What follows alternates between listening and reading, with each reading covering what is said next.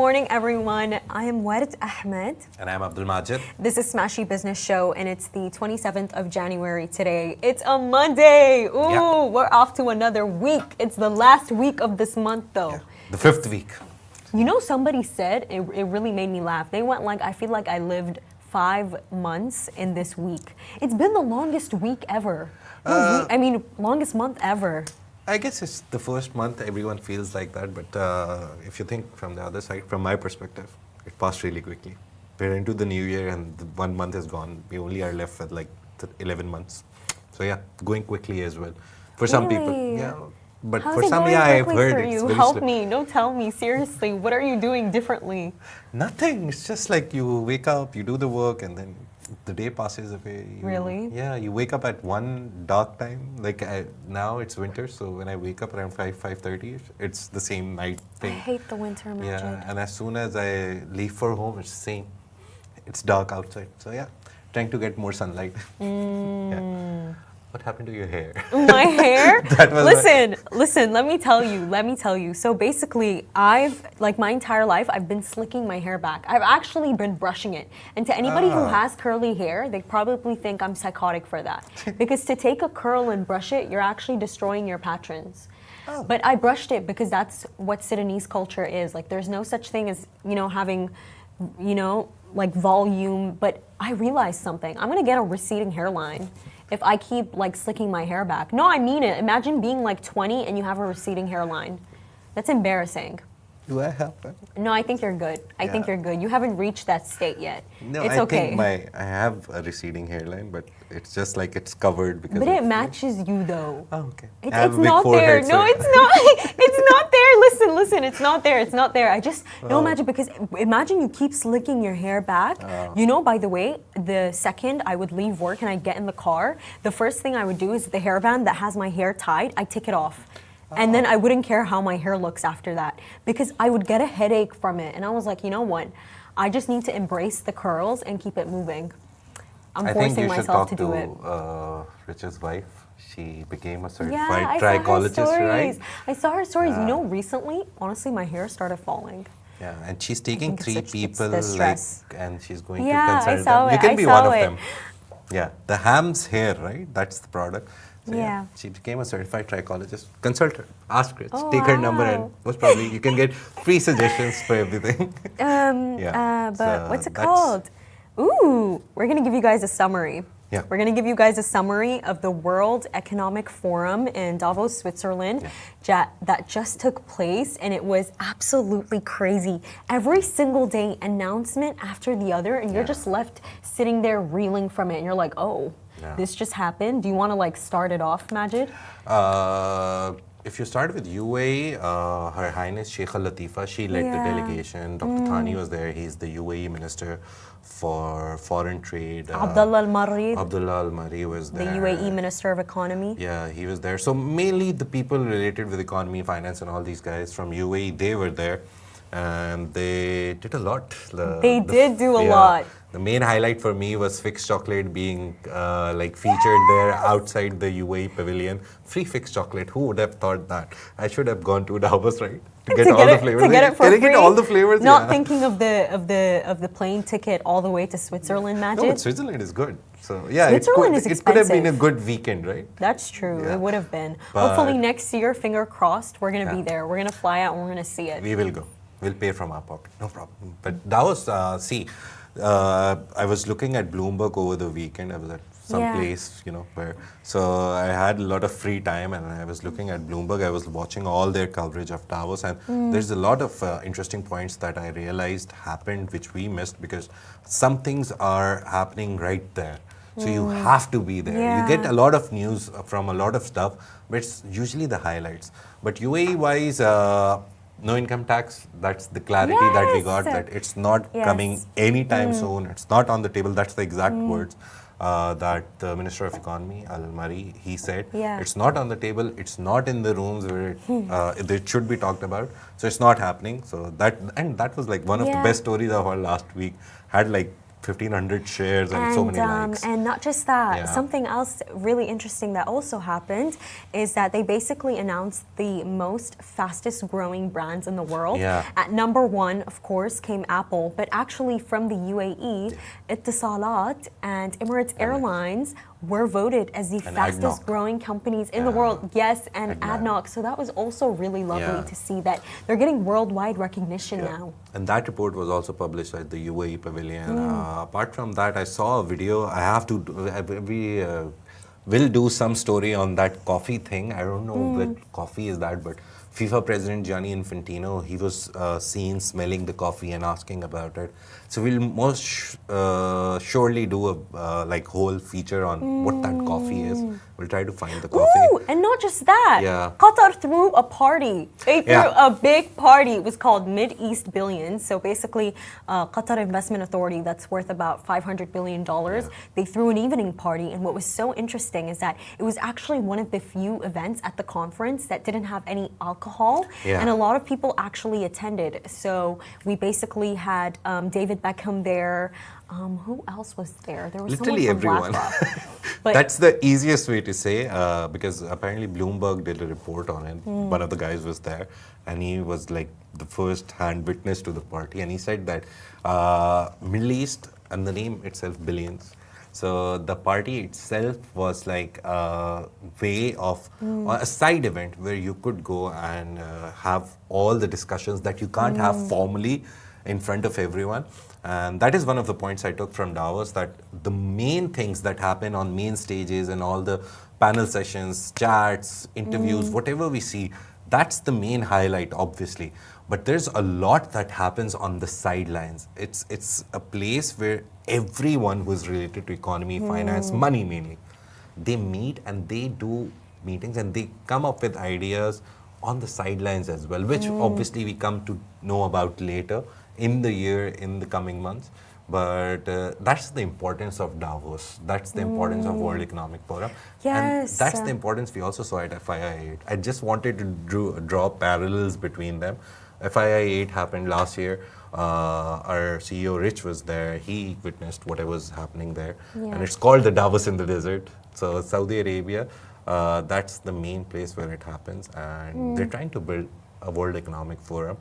And the funny thing that interestingly I noticed, I don't know if anyone will agree or disagree with it, but the funny thing is that World Economic Forum, it was still the same faces that we see every year. It's been like 30, 40 years now World Economic Forum has been happening. And we see the same faces every year, and we see the same ministers and all these official people going there. At FII 8, what I noticed interestingly, there was a lot of new entrepreneurs coming. So FII 8 for me was more targeted towards the new people, the younger generation. Davos has become sort of a place where I think it's something professional. Yeah, but Davos has become a very old people coming and talking about formal stuff. FII 8 was for me more young people coming and talking about the future. Davos is still the same idea that, oh, we should collaborate. Even their agenda this year was a new world collaboration and something. But if you look at it, everyone was tooting their own horns. Everyone was like, oh, we did this country did this, we're the greatest. There was a lack of collaboration, to be honest, that I saw. Davos throughout the 4 days, whatever I read, it was just there was no collaboration. Everyone is like, oh, we did this, we're the biggest, we're the biggest. But see, that's the thing though, Majid. I think that that's important though for them to say that we did this, this happened, because something that I've honestly observed is that if you don't celebrate yourself, if you don't celebrate your nation, nobody else will. And that's how you put that message out there. It's important. That should be 50% of it. These forums, these World Economic Forum, even FII 8, all the forums that happen, Sharjah Entrepreneurship Forum happening at the weekend, Dubai Entrepreneurship Forum that happened last year at the end of the year will happen again. We have Dubai AI Week coming up in 2025. All these forums, what I've realized is they talk about themselves only. The main idea of these forums should be to come together and find solutions to global problems that are affecting like a big population. It shouldn't be only about just sending out reports that we did this, thank you very much, bye. You should be talking about the future, what you will do, what the countries of the world will come. World Economic Forum, to be honest, and has that a did very happen, by the way. Like, for example, I think a major milestone at Davos that occurred was the fact that Syria's foreign minister attended. Yeah. And you know, we've seen what Syria has been through because of Assad's regime, and the fact that they were able to have, you know, this first a foreign visit, like this is such a huge milestone for them in their history to attend such a prestigious event like that, because they didn't attend before. And not just that, Syria's they weren't invited because of Bashar. That's the main point. But Syria's foreign minister, he actually also announced that, you know, that they're willing to accept foreign trade, that, you know, they're willing to open up their market. So the way that I see it, to be honest with you, is Davos is a celebration in itself, because you know how you said it's the same people that come every single year. Last year, specifically with like food stands at the Emirati Pavilion, they chose Hind El Mulla, the founder of Home Bakery. This year, they chose Fix Dessert to bring.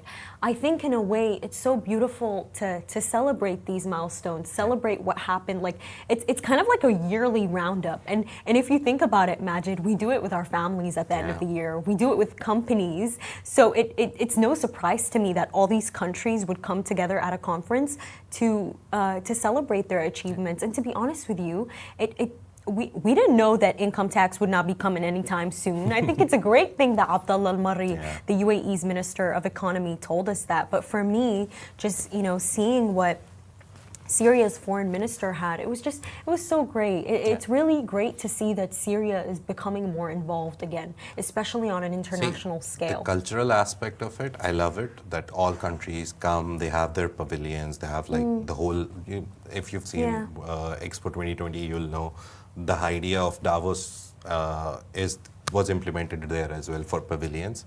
So countries come. The cultural exchange part, brilliant, best thing that can happen. But the core of the event, World Economic Forum, is economic activity and collaboration. You see America, you see any continent in any country right now.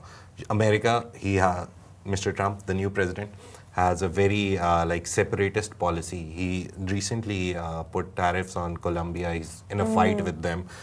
He said that we did a report by Washington Post, Washington Post, the other one, that America is stopping aid to every country apart from Egypt and Israel.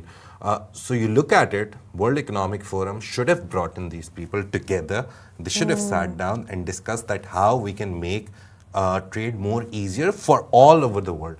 Not just, oh, we did this, thank you very much, bye. Why do you think they throw a party, Majid? Why do you think Qatar's investment authority would throw the Mid-East billions? There's probably conversations that happen that we're not aware of. No, I just think that's what it is. Always remember, the backdoor conversations will always happen. The problem with backdoor conversations is between private companies. Very rarely you see governments and like official people doing backdoor diplomacy or trying to get backdoor deals. Because if they're doing a deal, for example, UAE CEPAs, they're the biggest highlight right now. Even Al-Marri said that we have signed 20 plus CEPAs. We're aiming for 26 more. The idea of CEPAs is that UAE is getting trade deals with other countries. Recently they signed with New Zealand. The last one was with New Zealand and some other country, I forgot the name. But you have to understand, this is on a singular atomic level. UAE is doing trade deals with them. But that will always be announced formally. You can't go about doing government deals and doing it on the back door. So Mid-East billions, the parties, they're very good for networking off the grid. They're not good for networking on the grid, and they're usually done by private companies. So they're again looking at their own agendas, their own profits. Of course, why wouldn't they? My idea again is go to World Economic Forum next year if it happens. The best idea would be the world's biggest people, all the foreign economic ministers, this minister, that minister, sitting together and finding solutions to the global problems, not just highlighting their progress. That's good. Everyone should. Trust me, it's the best way to market your products, your trade and everything, that you're a growing country and you should come and invest in it. Best. But look at the macro level as well. Look at the bigger problem as well in the world right now. Who needs what and what can we do? Look at Trump. He pulled out of WHO. Imagine the kind of pressure that puts on underdeveloped countries for now. Wait, he just recently said that I'm pulling back in. No, he will not. He signed an executive order that takes like I think he was sued by how many states? If he has signed an executive order, if he wants to come back on it, it'll take him 90 days to come back on it. For 90 days, at least, US is out of it. But Majid, speaking of Trump, there was also one more thing that happened at Davos at the World Economic Forum. So essentially, after Donald Trump's inauguration, he was discussing which country he's going to visit first as his foreign visit. He said that usually we visit the UK, but in 2016, when I first became president, I visited Saudi Arabia, and that's because King Salman offered me $450 billion. If he wants me to visit Saudi Arabia again, he has to offer me $450 billion. So what happened is King Sulaiman called him and said, I'm going to give you $650 billion, Trump. Make Saudi Arabia your first visit. And Trump said yes, but then you know what Trump did? He went to the forum and he announced that for Saudi Arabia to be my first foreign visit for his 47th presidency, they have to give me $1 trillion, which is literally what the Saudi Public Investment Fund is almost worth, which is completely insane to ask and request for. So, you make an interesting point there. Talking about. Yeah, they made a deal. They definitely made a deal, but I definitely think that Trump also made a show. I think he joined by, made a show there. I don't know, Skype, Zoom, whatever they used, but he joined there by that. And the worst part about the video conference was that he also told the world, the Middle East basically, to drop down the oil prices. And he blamed the Middle East for upping the prices and causing the Russia-Ukraine war to continue. And I was like, what is the relation, bro? There's no relation between oil prices and Russian-Ukraine war. But yeah, he's trying to his first idea was, I was the reason that ceasefire happened in Gaza. And now he's trying to end the Russia-Ukraine war. The problem is that he's promising too much. He's not delivering anything, to be honest, right now. And that is, again, my point coming back to Davos. He delivered TikTok. Him coming and saying very clearly that, this happened because of you, this happened because of... I don't see collaboration there. I just see blaming there. So we have to understand these events, very good for marketing, for every government, every private company. But I still think the world needs these events to become better and talk about the larger problems and all the countries coming together to solve them, rather than just using them as a tool to market themselves. Use it, very good. But apart from that, come together and solve the problems as well. There's a lot of countries that need help. That's very true. And now we're going to tell you for our second topic of the day, what Saudi Arabia is doing to solve the problem of an unproductive workforce. So they have just recently announced this major initiative that they're calling the Golden Handshake to actually reduce the number of unproductive government employees in Saudi Arabia. To actually do that, they're offering them cash incentives that total up to $3.4 billion to actually encourage voluntary resignations. So basically what it is that it's called the Golden Handshake. The program is 3 years. And what it's going to do is that anybody who's, unproductive in the workforce, they're actually going to give them up to 3 years to resign. And, up to these 3 years, they're also going to get a lot of benefits with it. Basically, what they're trying to do is that they're trying to reduce unemployment from 7.5% to 5%. Honestly, Majid, I have never seen anything like this before. I have truly never seen anything like this before, where I am rewarded for being unproductive. No, really, I've never... being unproductive. See, you have to understand in Middle East, the culture of family, you're from Middle East, MENA region, right? Sudan. Yeah. The family system and being loyal to your company and all this stuff. The main idea is they know a lot of people in the government agencies are Saudis. We know that. Even in UAE, you see that they prefer their people for government posts, and it's a very nice way to reward your country people, like the main Emiratis, the main Saudis. Course. It's a very nice way. And again, it's not just Saudi and UAE, the whole world will always put their own countrymen, their own native people in higher leadership positions. The problem here is that the government jobs, they're so easy in Saudi Arabia. I have an example. I have a friend He's like 10, 12 years older than me, but I know him because of my wife. And he works for Saudi Post. And he joined there after working for Noon here in the UAE. So, and he was one of the guys who was actually hired by Mr. Al-Abbar, like handpicked, because he used to work for Amazon before he worked for Souk. So Souk was bought by Amazon. He went to Amazon and he was handpicked by Mr. Al-Abbar to work for Noon. And that guy told me the stories of working for Saudi Post, a government organization.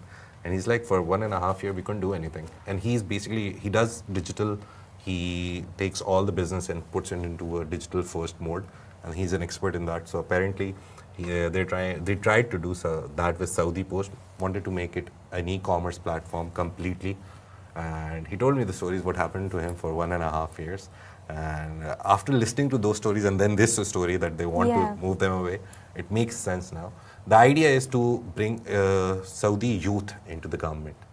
That's the main idea. So there's a lot of people who are nearing that age of retirement, but they still have 4 or 5 years left. They still work. Yeah, and they want to spend that 4 or 5 years. So this is an idea that Saudi wants them to like retire early, but get the same amount or get the same benefits that you'll get after 4 or 5 years.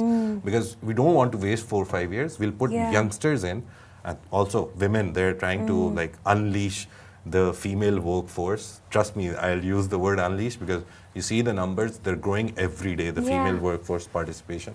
So yeah, that's the main idea, what I think, that they don't want people to just linger around because they can. They want to give them some incentive to leave so a younger workforce can come in, and they have to achieve their 2030 targets. And that is true. And it's like more 5 years away now. What I'm noticing is that, you know, a lot of these forums, you don't meet young people. Yeah. You don't. I remember I went for this takeover Majid at Al Marmoum Film Festival. It was basically this really beautiful film festival in Al Qudra Desert. And I met this girl. She was 20 years old. Her name's Amina, and she was so sweet. But she was actually a part of Dubai's astronomy. You know that center, that account? I told you, like, an entire family actually runs it. Yeah. She's their youngest daughter, and we actually stayed in touch.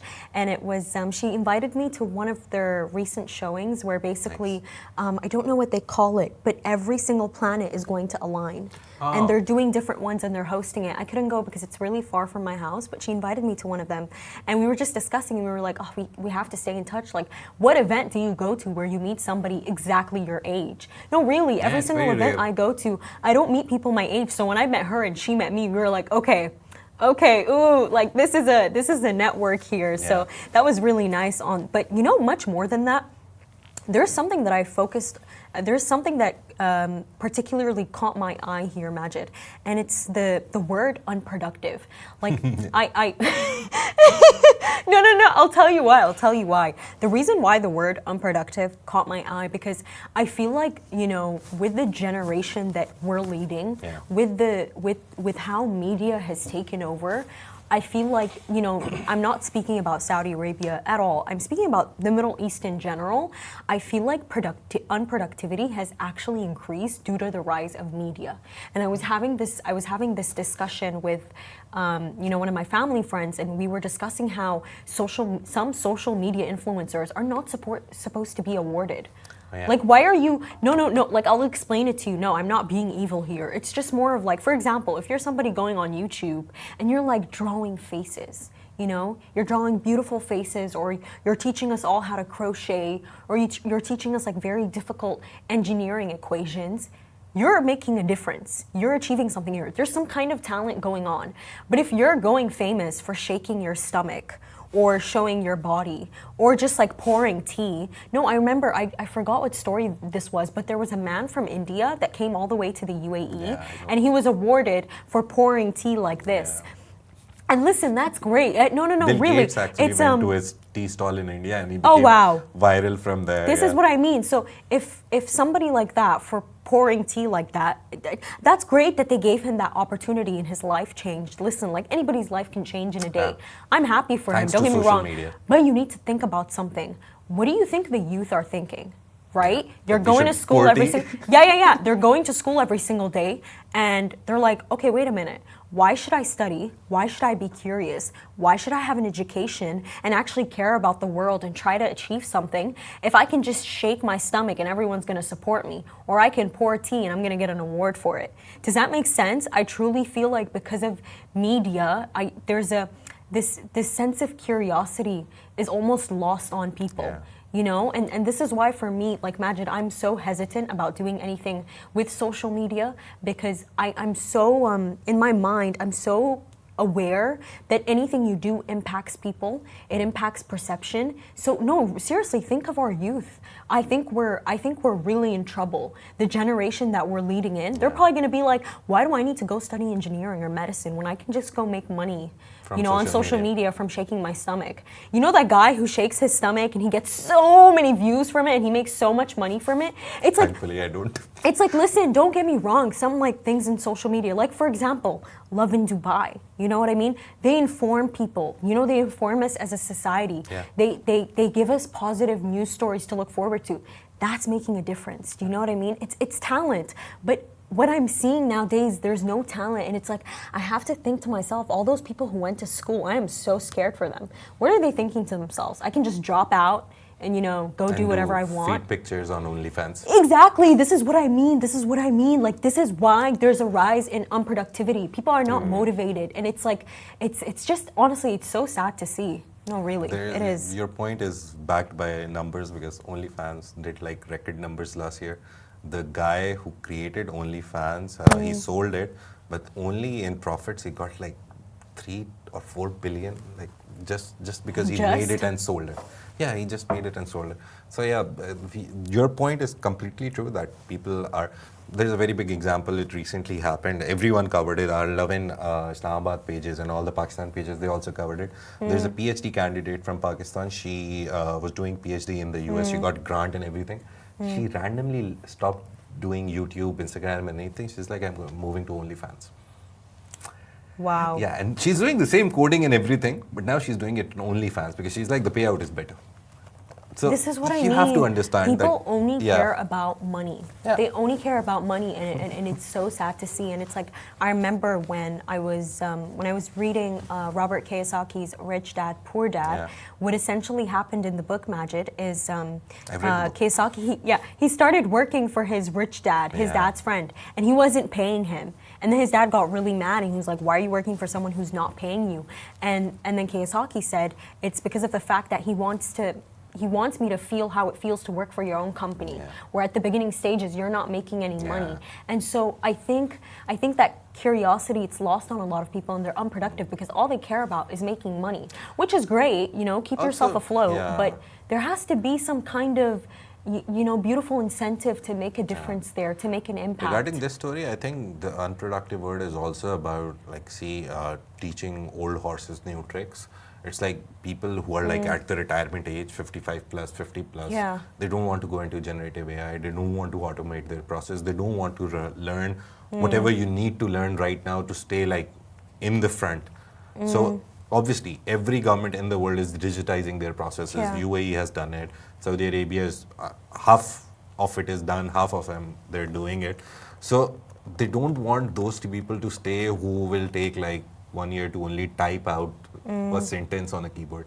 They want to bring in the younger, more AI equipped, more digitally savvy, and more like digitally equipped people into the workforce. And that is why they're like, thank you very much, you go, we'll bring in the newer, younger ones who know everything. So making it efficient. So they're trying to make the government processes efficient. So they need people who know digital, like inside out. So that is why I guess that's the problem. Like just take 5 years from the end. Tell the people, thank you very much, you'll get everything that you're going to get in 5 years, but take it right now and leave so we can add more people to it. That's the main idea. But we seriously might not even find those people, Majid. No, they have Saudi Arabian youth, trust me, they're at the top of the world right now. They're good. They're really again, good. Backed by numbers, when you see the workforce participation and the places they're going to study, they have incentives to go outside and study. It's paid for and everything. So that way, I think, and then the nationalization strategy to put people into private workforce so they can learn from there and then come back to the government force and then like be more efficient, because privately, Yeah. obviously, when you work for a private company, you have to come on time, leave on time, do the work that you're supposed to do. It's not like a government office where you come whenever you want and you can leave whenever you want, because you know that you'll never get fired. So yeah, that's the good thing that's happening. So we'll see a change soon enough. And we've seen Saudi Arabia has changed dramatically over the last 5-10 years. And by 2030, you'll see a completely 180 degree turn for Saudi Arabia. Yeah, of for course. Sure. Yeah. And finally, for our last topic of the day, we're going back to Dubai, and we're going back to one of our favorite topics, real estate. So, Andrea Bocelli has just purchased a home with Bugatti by Bugatti, the really famous real estate developer. And this is so crazy to see because they just keep coming. They just keep coming. Now we're seeing that Andrea Bocelli has purchased a home. But just recently, we also saw how Neymar purchased a penthouse with Bugatti by Bugatti for over $15 million. And you know, Majid, when I take a look at this story, I think that it's so special because I don't think anybody actually deeps this, but the co-founder and chairman of Bugatti, Mohammed Bugatti, do you know how old he is? He's very young. He's 29 years old. He's 29 years old. And, you know, I know that we always speak about these big giants like, you know, Al-Tayr, Al-Abbar, Al-Hattur, the Sejwanis. But I really have this theory that Mohammed Bugatti is really going to fly over them all. Because you know why? He started before they all did. He started before they all did. I remember I was watching this video of Al-Abbar. He has time on his side. Exactly. He has time and he has age on his side. I remember Al-Abbar was saying that I started in my late 30s. And obviously we've seen the empire that he's built with A'mar. But Mohammed Bugatti, he's so young, just 29, under the age of 30. And he's built a portfolio that, by the way, according to Forbes, Middle East, has a value of over $10.9 billion, not million, $billion. Imagine having that much power at the age of 29. And not just that, their projects, they have so many of them. You know, we have Bugatti, we have his collaboration with Mercedes, and he also has Jacob and Co. So for me, when I see his story, I find it so inspiring because this is someone so young. And we're actually going to see him at Sharjah Entrepreneurship Festival. He's going to be there, Mohammed Bugatti. And honestly, Majid, I am so excited to interview him. Let me tell you, I'm completely excited because I think that he's leading the future of real estate. And we're seeing it happen right here. The very smart move that the only thing that I think when I think of Mohammed Bugatti is he made the smartest move. He went into luxury property in Dubai. Because we know in America there's like 1,000 luxury properties, these branded residences as you call it. In Dubai still it's a booming industry. It's not like saturated. So him going for branded residences as the niche, as the USP, that's the best, smartest move I've seen in recent. The noob guy, Rizwan Sarjan, I know he came up with the 1% plan. That was like one of the disruptions that I saw in the market. And now this is the disruption that I've seen, that he immediately went for, no, I'm not building this. Maybe on the sides, yes. But the main idea is I'll sell branded residences. And it takes a lot of time to build those. I've seen the Bugatti groundbreaking right in front of me. My office was like 2 buildings away. So every day I would pass and be like, okay, what are they building? So yeah, so it's a great project. It's in the center of Business Bay, very close to the metro. So it's access-wise, it's also good because Business Bay is very notorious for traffic. But it's at the very start of Business Bay. So that way it's accessible as well. So it's going to be a great project, and definitely. Him being so smart is the best thing that can happen to UAE and Dubai right now. And so young. I think it's also so inspiring for the youth to see. It really is. And you know what actually got me thinking on all of this? It was just my cousin. So basically this weekend we went to visit my aunt. She just moved to Sharjah. And on the way, obviously, we had to take like 2 cars there, Majid, because my grannies were coming, my aunties were coming. And I remember me and my cousin were talking. And we were at this area, I think it was Al Garhoud. And then my cousin was telling me, like, Ward, look around you. like, by the way, these real estate developers, they don't just make luxury homes. They actually set up in spots that are extremely populated with people, but you'd never realize it. And then, he started telling me about Mohammed bin Ghati and my cousin, like he's in his 20s. He said he's so inspiring, he's so young. So I think that his story, it's so lovely for young people to see. But just on a last note, Sharjah Entrepreneurship Festival, it's happening soon. It's going to be on Saturday and Sunday. And by the way, not only is Mohammed bin Ghati going to be there, but we have a lot of people who are coming. The Palestinian journalist, Plastia, there's also going to be the founder and CEO of Home Bakery, Hind El Mulla. And there's also going to be Richard. So Richard Fitzgerald, the CEO and founder of Augustus Media, Love in Dubai, Smashi. So this is Smashi Business Show for you guys, a Smashi Business production under the Augustus Media Podcast Network. Do make sure to follow our newsletter on Smashi TV, and please follow us on all our channels. See you tomorrow.